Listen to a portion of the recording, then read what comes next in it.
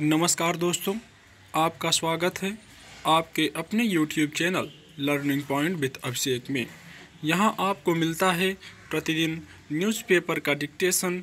इसलिए अगर आप हमारे चैनल पर पहली बार आए हैं तो चैनल को सब्सक्राइब कीजिए और बेल आइकन प्रेस कीजिए ताकि अगले वीडियो की नोटिफिकेशन आप तक सबसे पहले पहुँचे।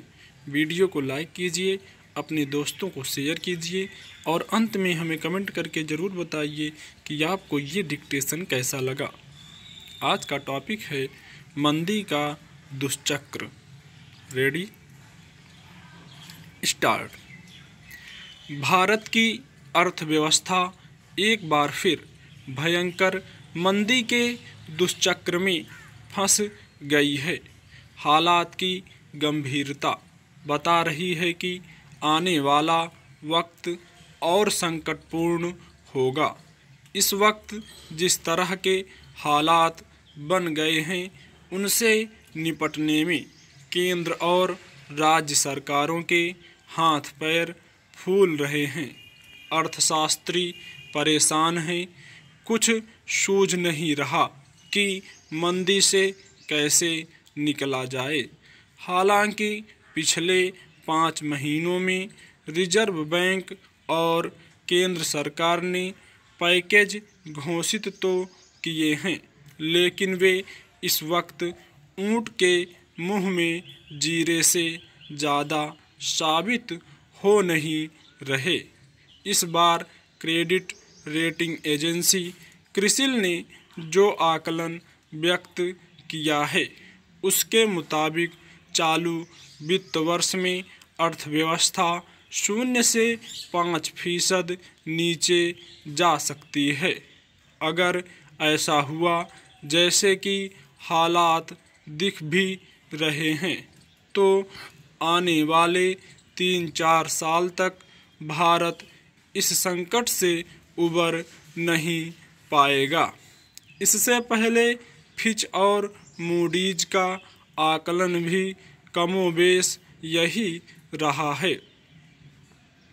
इसमें कोई संदेह नहीं कि पिछले 2 महीने के दौरान देश में पूर्णबंदी जारी रहने से अर्थव्यवस्था को भारी धक्का पहुंचा है। किसी भी देश में अगर 2 महीने तक औद्योगिक गतिविधियों को एकदम ठप कर दिया जाए तो इससे होने वाले नुकसान का आकलन कर पाना कठिन नहीं है। उसके गंभीर नतीजे ही बताते हैं कि क्या से क्या हो गया। भारत में पूर्णबंदी के दौरान रेल, हवाई सेवाएं, सभी तरह के सार्वजनिक और निजी परिवहन सब बंद रहे। कोयला, बिजली, पेट्रोलियम, सीमेंट जैसे प्रमुख क्षेत्रों में उत्पादन ठहर गया।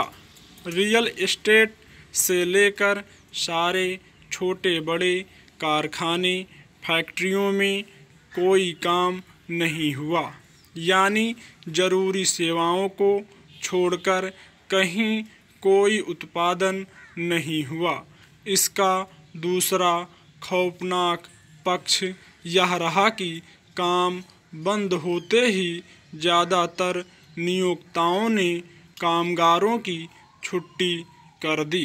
संगठित क्षेत्र में छंटनी और भारी वेतन कटौती का दौर जारी है, जबकि पूर्णबंदी का ऐलान करते वक्त प्रधानमंत्री ने नियोक्ताओं से ऐसा नहीं करने की अपील की थी। असंगठित क्षेत्र के कामगारों की दुर्दशा पूरी दुनिया देख रही है।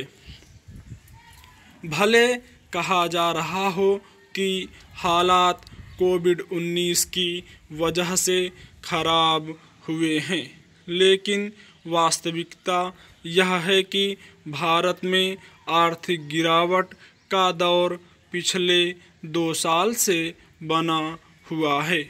पूर्णबंदी की वजह से तो पर्यटन, नागरिक उड्डयन मनोरंजन, रियल एस्टेट, ऑटोमोबाइल उद्योग जैसे कई प्रमुख क्षेत्र जो बड़े पैमाने पर रोजगार देते हैं लड़खड़ा गए हैं।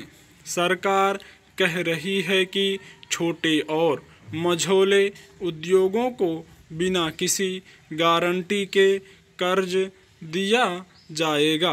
बाजार में पैसा डालने के लिए रिजर्व बैंक बार बार रेपो और रिवर्स रेपो दर में कटौती कर रहा है ताकि बैंक कर्ज और सस्ता करें, लेकिन कर्ज लेने वाले नहीं हैं। सब अनिश्चितता के खौफ से घिरे हैं। बैंक कर्ज सस्ता होने का एक असर यह भी पड़ रहा है कि सावधि जमा पर भी ब्याज दरें काफ़ी गिर गई हैं। ऐसे में जिन लोगों की आमद का एकमात्र साधन बैंक में जमा रकम से अर्जित ब्याज होता है, उनके सामने भी मुश्किलें खड़ी होने लगी हैं। मंदी की मार चौतरफा है। राज्य सरकारों का राजकोषीय घाटा तेजी से बढ़ रहा है। अर्थशास्त्रियों की ओर से सुझाव यह भी आ रहे हैं कि सरकार को राजकोषीय घाटे की चिंता छोड़ मौद्रीकरण के रास्ते पर चलना चाहिए। बेहतर हो कि अब सरकार दलगत राजनीति से ऊपर उठकर प्रमुख अर्थशास्त्रियों की टीम बनाए और मंदी से निकलने के लिए जो उपाय बताए जाएं, उन पर ईमानदारी से काम हो।